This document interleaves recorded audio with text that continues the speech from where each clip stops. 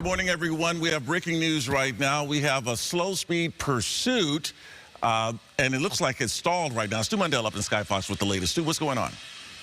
Tony, Araxia, well, is the pursuit over? Probably not. It stopped moving, that's for sure. This is going to be Manning in Tennessee. This is a West LA neighborhood. Stolen vehicle, big truck. That's a Ford F-250, an older vehicle, and at some point was moving very quickly through some very tiny side streets. We understand that it was involved in at least one collision. Stolen vehicle. Apparently that driver driving it like it was stolen. We saw it moving very, very quickly, but shortly after that, it started kind of slowing down. We heard the officer saying maybe some kind of mechanical.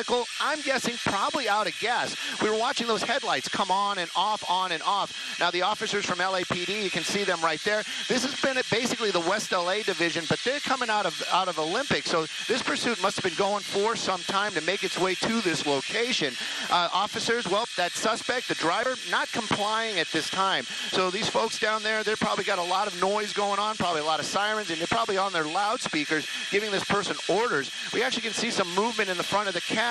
There we go. One of the passenger door starting to open up just a little bit and closed again. So right now, it's kind of more of a standoff out here. West LA neighborhood, it's small streets. It's going to be near Tennessee and Manning, where that pickup truck basically gave up before the driver did. Officers from LAPD, well, they want to get that guy in custody safely with no injuries. Right now, that driver, that suspect, not complying.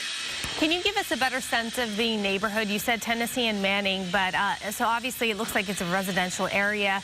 And I'm curious about the police presence right now. It's 5:01, so people might be just waking up. Just talk a little bit about this neighborhood. Well, Araxia, I can tell you it's a neighborhood that I can't afford, that's for sure. It is a very nice neighborhood out here in the West LA area, and I can assure you, the folks down there at 5 a.m., they're probably not used to this kind of noise, and I can almost guarantee you that they're waking up. They've got the LAPD helicopter down there, a number of officers from LAPD, and at one time, I'm sure their lights and sirens, the sirens were going as well. More officers arriving here. They're going to want to take this person into custody, and I can almost guarantee you, all those squad cars have megaphone setups in there, and they're probably giving them some kind of orders, telling them, hey, you need to get out of that vehicle, you need to do this, you need to do that. So, of course, the neighbors down here, they're going to have something to talk about in the morning, that is for sure. Right now, though, this suspect not complying, and this is not what the officers want to see. And the truck, it does seem to have some kind of, the windows seem to be a little bit fogged up, and that's going to make it difficult for them to see what's going on. All these kind of things make the officer's job more difficult and also heighten the danger involved in this. When those officers don't know what this person's doing, but they see them clearly moving around in that vehicle, they always, they have to. Safety is the issue. They have to assume this person may be doing something, trying to come up with some sort of plan, maybe to run or combat officers when they're confronted. Right now, though, more of a standoff. We did see that passenger door open up. I was wondering if that was something that maybe the officers were telling them to do, or her, but right now, there's just kind of a wait-and-see type of situation. Don't know exactly why that truck stopped, but it does seem, if we're just guessing right now, it does seem that maybe that vehicle just plain ran out of gas. Yeah. Stu, you did say it was Tennessee and Manning, and you pointed out it's a nice area, but can you give me a sense of what the major cross streets are, just so people are familiar with what you're talking about? Well, we're actually, Manning is kind of near Westwood, and we're kind of between Olympic and Pico. So if that kind of gives you the idea where we're at, we're also near the door, I know, and it's near Rancho Park. Now, the passenger door did open up. We did see that suspect kind of lean out, do some kind of communications.